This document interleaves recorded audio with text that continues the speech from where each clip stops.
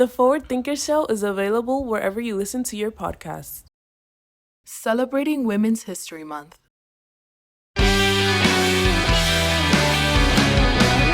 Hey, it's Coral, and welcome to the Forward Thinker Show, the podcast where we share the stories and expertise of global leaders in business and technology. Today, we're joined by Ishel Zain, a business analytics and information systems major, 5 times pitch competition winner, and AIS, Association of Information Systems president at FIU. Welcome, Ishel. Hi, Coral. Hi. How are you? I'm good. You're good. You're like, you can hear yourself, I know. Oh, I can hear myself. Yeah. How are you today? Did you guys, here's the thing. I love Ishel because we used to, we went and did a pitch competition together at Pink Tank, and she was my competitor, and she won, of course, and then we got second place. But then after the next one, we're like, oh, we should compete together, and then came an opportunity for us to go to Austin, Texas, and go on a pitch competition together, and I got to see her brain working in real time. It was like, because I was always so curious, like, how did she do it? But then I saw her in real time, just like, oh, that makes sense. And fun fact, she also speaks 7 languages. So she's a great communicator and leader, and she's just goes back to back to back to back to back. You know, today's episode, I wanna talk about how you can pitch yourself for success, because you've had experience pitching software products for all of these competitions and things. And but before that, I do want to get to know you a little bit better. I want to get to know your story. So Ishel, introduce yourself. Where are you from? How did you get into information systems? Your background, everything. So my full name is Ishel Zain, and I'm actually Pakistani. Oh. So that's where I grew up. My family moved here during 2020, during COVID, and I did my high school. So my high school was really competitive because the kind of education I got was the British one, and it was private school and everything. And from the general public out there, we were trained to be more tough than the regular folks. So when I got here in college, I started seeing a trend that college was very easy for me, like math classes, English, all of them. I did most of that stuff already in high school. And I was a science major in high school, so my parents wanted me to become a doctor. So I saw my sister struggling all her life, studying all the time, and I was like, this is something I'm not going to do at all. So when I came in high school, we have to choose our majors. So it has to be physics, chemistry, and biology if you wanted to go to med school. I wanted to keep mathematics as well because I wanted all the engineering options, and that's what I did. It was really hard, but luckily due to COVID, I didn't have to get any exams, and I ended up getting A's. And I came here to the U.S., chose Florida. It wasn't on my list. I always wanted to go to one of the Ivy Leagues, and I wrote a lot of. I personally didn't apply to all of them. I only applied to University of California. That was the only one. I didn't get in, and I was like, I'm going to go to community college here, and I'm going to try again. I did my community college, graduated on the president's list, my associates, and didn't get the admission for California University. I was like, okay, I'm going to stay here in Florida. I came here to FIU, and the reason I chose information systems was because my parents wanted me to apply for law school. And I was like, okay, let's try to this business side, since there are like more chances of you getting a good GPA, it's less competitive.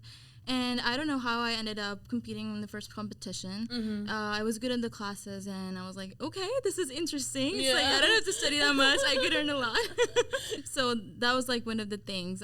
Professor Simpson was the one, my Excel class. We're pretty basic. She was like, why don't you join AIS? I did a project for her. It was a COIL project, and we were collaborating with People University of Chile. And I don't speak Spanish at all. And we had this student in our class who used to translate for me, and I didn't have to give the exam for her class even, because of that project. He was like, just present that project in class. You don't have to give the final, and that's what we did. And she was like, why don't you apply for more competitions, join AIS? And that's when I met Naween. my best friend. Ooh, she's right. She's behind the camera, actually. I'm gonna say whatever I have won till now, like half of the credit goes to her. Wow. Because she's like the other part of my brain. If I think about doing a presentation and if I know like I'm gonna cover the 50%, I know for sure she would take care of the rest of the 50. I don't have to check back or anything. I was like, at the end of the deadline, no, we need to do your work. She would do more. Wow. Yeah, she would even correct my mistakes. So I'll say whatever I am until this point is because of her. Wow, that's crazy. So walk me through that first competition. How was it like? The coil one? Yeah. Yeah, it was a class project, and Professor Simpson did some surveys in the class about gender, the wage gap between men and women, pretty similar to what we did for Pink Tank, if I remember.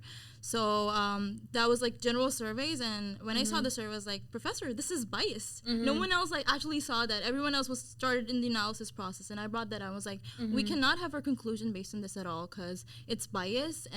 Because a large chunk of people who took the survey were like from the age group of 45 to 50, and if you're asking them about their wage gap, of course they would have a different opinion compared to the young folks right now.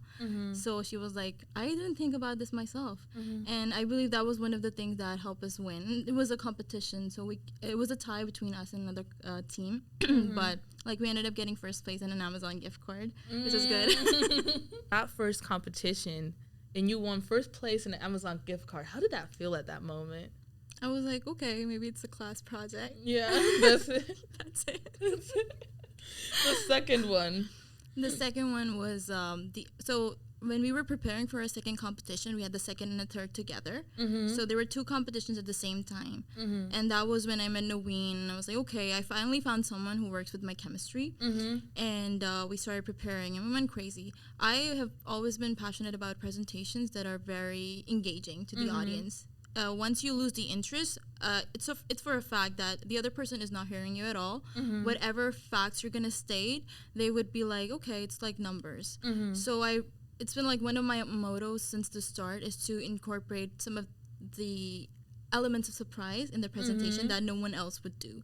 So for I decided to do a video, like a commercial for a project, and this is something that I incorporated in the SCLC conference that we did last year. And although we didn't have that much in the analysis part, but whatever numbers were coming up, okay, these are stats and these are found on the internet. Okay, what else? And when we present, it's all about the chemistry from start to finish. It's like a movie. So it has to be perfect from the start, and then you have to take it to the climax. And the climax is where I try to bring in my video, that is the commercial. And then at the end, you told them the benefits of it, that why is this important? And did you do your research? And these are it's like you're selling a product to the people out there. So have you ever, I don't know if you've ever met people who actually sell insurance. I've seen it in one of the movies, and they're very engaging. Like, or the old commercials are like, buy this, these are the features, this and that. So a business is just like that. Or a pitch competition is just like that. You're trying to sell your product, and you have to make it as engaging as you can and convincing as well. Yeah, because I feel like a lot of people misunderstand that the like older people or judges or VCs, that all they want to hear about is business. But there's such an important element of having a story. Did you learn that from somewhere? Not really. I was in the dramatic society back in high school. Ooh. And I think that really played out. And I just feel like music and like good visuals, making it look pretty, really, it's like the cherry on top of whatever you do. So even though if you do a lot of effort in like coming out with a presentation or the technological aspect, but if you don't have a twist of your own in it, people would not be able to, you would not be able to resonate the story to yourself. So I believe my part in every presentation is the element of the commercial or making it more engaging, and that's where I'm very confident about it. You're a very confident person indeed. I don't know. Like, I don't know. What do you feel like it's now that we're talking about how to pitch for success, how do you feel like, because you've sold a lot of software, so how do you make that software feel like it's a magical product, that you're selling a story from the beginning, middle, end? You said it's like a story. How do you sell software? So I always search for the need. If whatever product I'm gonna design and there's no need for it, then there's no purpose for me to work that hard.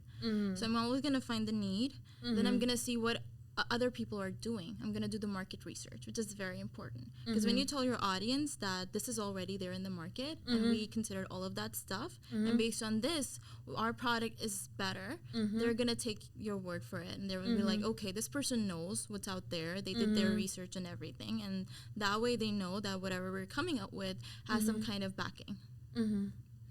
And what do you feel like is most people's mistakes when it comes to pitching, other than, you know, the common ums and ahs? They don't believe in themselves. Really? Yes. I have seen, like, I believe that we also struggled in one of the competitions for that, and one of the competitions that we lost was because of that. It was like having doubts in your product is gonna show up at the end. You're gonna get nervous, it's gonna show up, you're gonna stutter.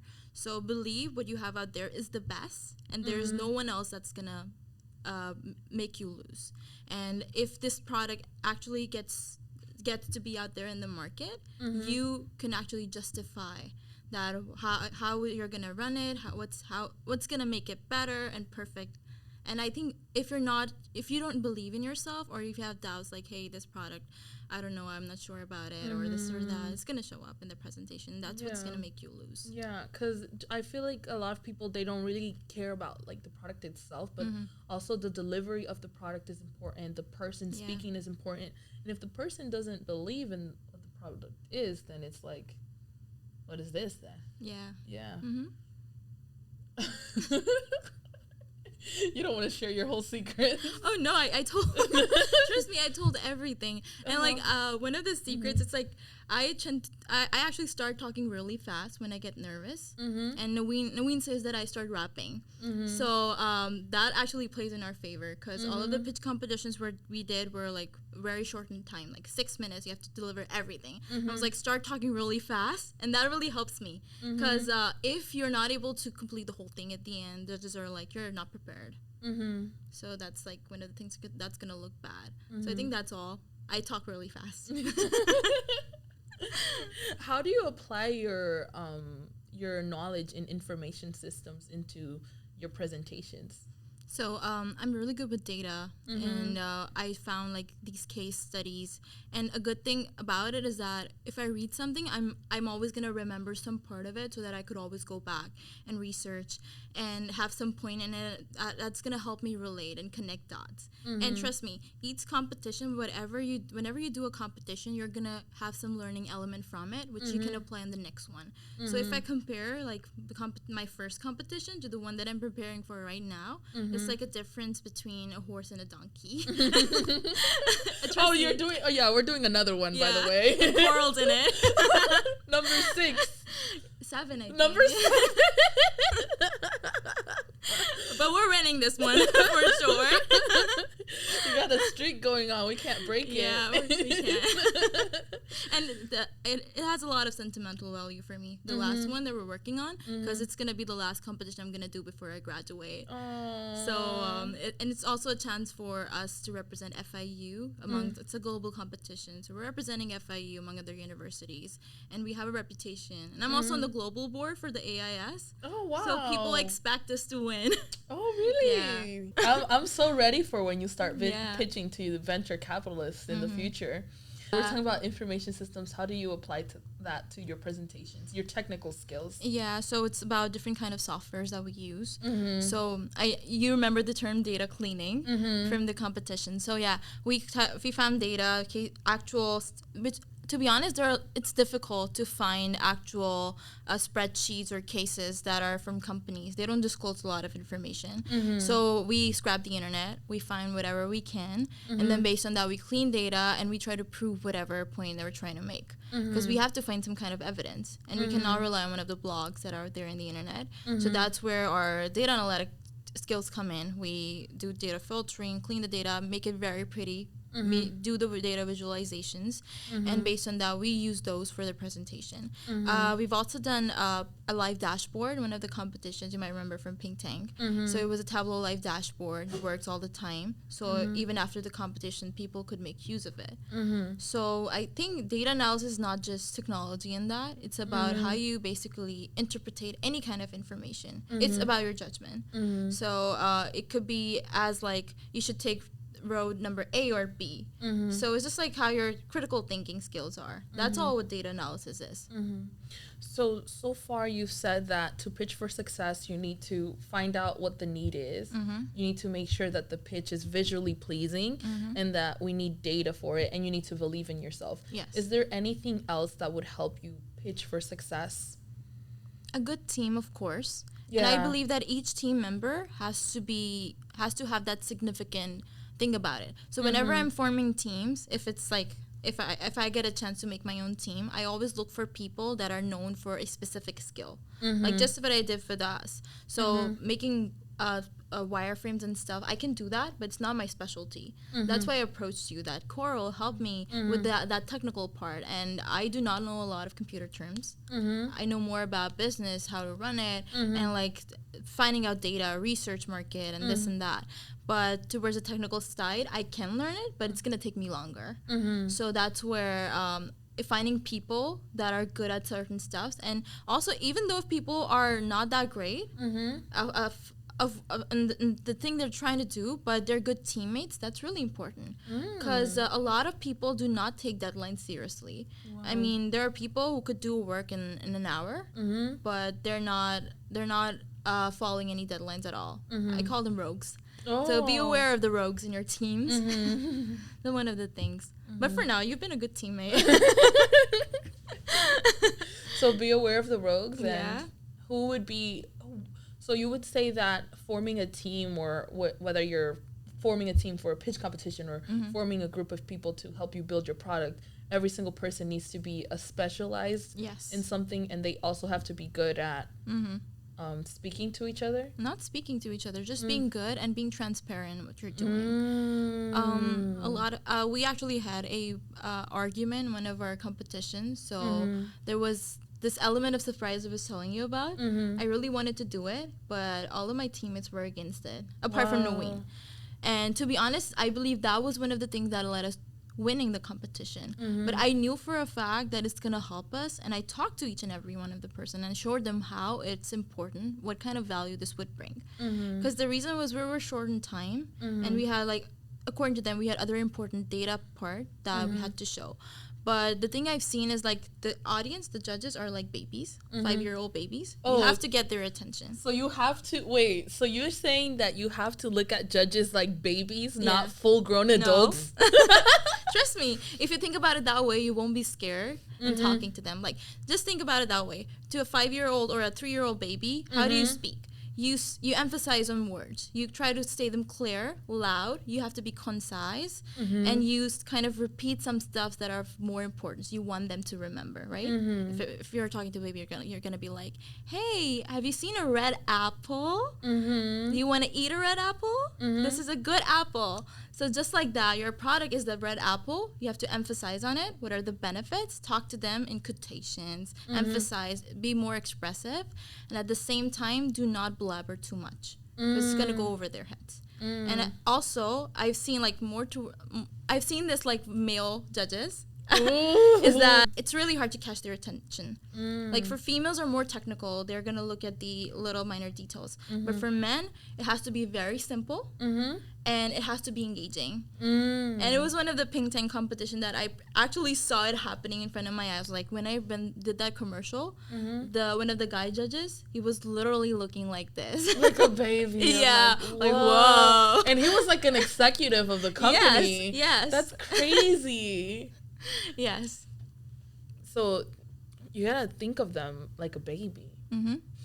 Was there any times where you felt like, can you tell me about a time that like something didn't work out when you were in a competition, and like what did you learn from it?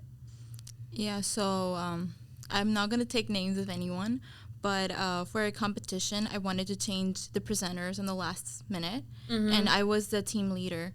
So that could have helped us win, but I would have lost I'll say the team dynamics that we had. And I was going to do it at the last point. Then one of our advisors recommended that Ishel, changing the teams, like the people who are presenting, is maybe that's going to make you win, but it's not going to make you a good leader. And that really stayed with me till now, and I've always tried to implement it. That in the heat of the moment, I could have done that, and we might have came first place.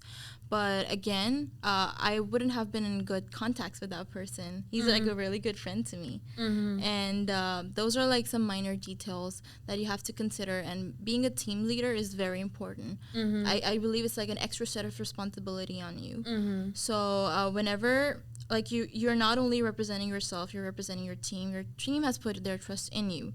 So whatever decision you're gonna make is gonna affect each and every person. So that's really important. Because sometimes in business, it's not just about getting money or getting something, because the people that work alongside you, they're gonna be there even if you fail or not. So it's so important that even when you're pitching, to have somebody to be a person, not just a robot. Yeah, it's so important. Any person in particular who has helped you a lot to get to how good you are in pitching? Yes. I'm going to name him, and I always name him. It's Professor Evid Duran. He's here at College of Business. When I met him, I never took a class with him. I think Naween was the one who introduced me. And he mentored us for, I think, the SCLC conference last year. That was my first competition with him. And I was blown away with the kind of critical thinking he does.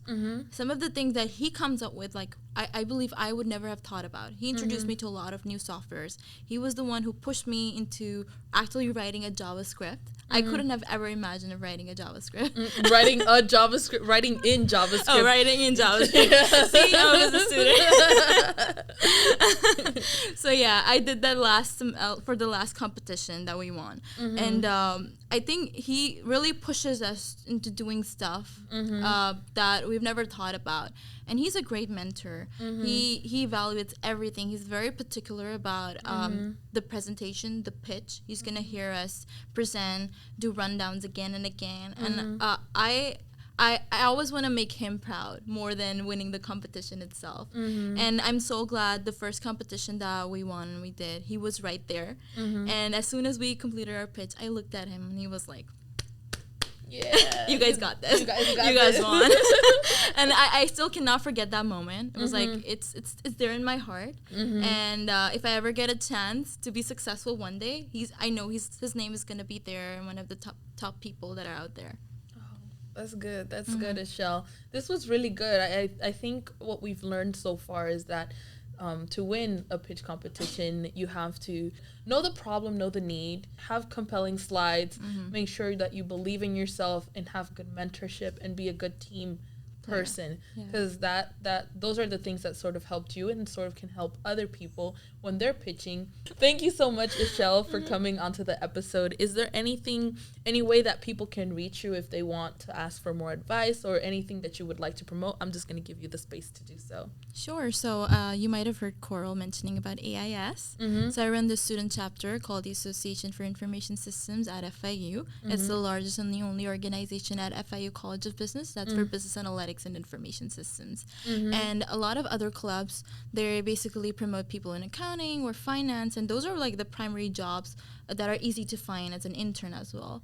So I felt like when I was a undergrad and I started my undergrad, it was really hard for me to land an internship in my specific field as a business analyst, and it was because there aren't a lot of opportunities out there. So that's what we're working on. We're bringing in companies, we have business meetings, we do firm visits, and also at the same time we're trying to build the professional the professional skills that a student needs, both soft skills and the hard skills. So we have the technical and the non-technical workshops, and the workshops are conducted by the professors themselves. So they basically dedicate extra time after classes in the evening. Wow. And they do these workshops about like Power BI, Python, different tools, different visualization tools that are, Data I believe, like visualization tools. they are essential for you to go out there. And this time, like, we're also introducing stuff like artificial intelligence and robotics and stuff, so that if someone wants to go to their master's program into a different field, they would know what to look for. Wow. And these workshops also give a chance for people to experience these professors. So if you're thinking about taking that professor, by taking our workshop, you would know what to expect in the class. And they can bring in their homework questions. And we also try to do like social gatherings, events, and competitions. Lots of competitions. Because I believe a competition is a shortcut for you to land a job. Yeah. But and it's also a great way if you want to start your own venture, already have that. You know, you kind of, a pitch competition is kind of like a mini accelerator. Yeah. In some way. So even if you want to start your own venture, you already have that experience. Wait, what was the handle for AIS? Oh, it's AIS at FIU. We have our LinkedIn and also our Instagram and also our website. Apart from that, you can always reach me out on my LinkedIn. I don't believe there's anyone else called Ishel Zain on LinkedIn. So, yeah, that's it. Thank you so much, Ishel. This was good. Nice to meet you. Yeah. Nice to meet me. This was hold on. Oh, I'm sorry. Yeah. What was I supposed to say? No, just bye. Okay. Bye. Bye.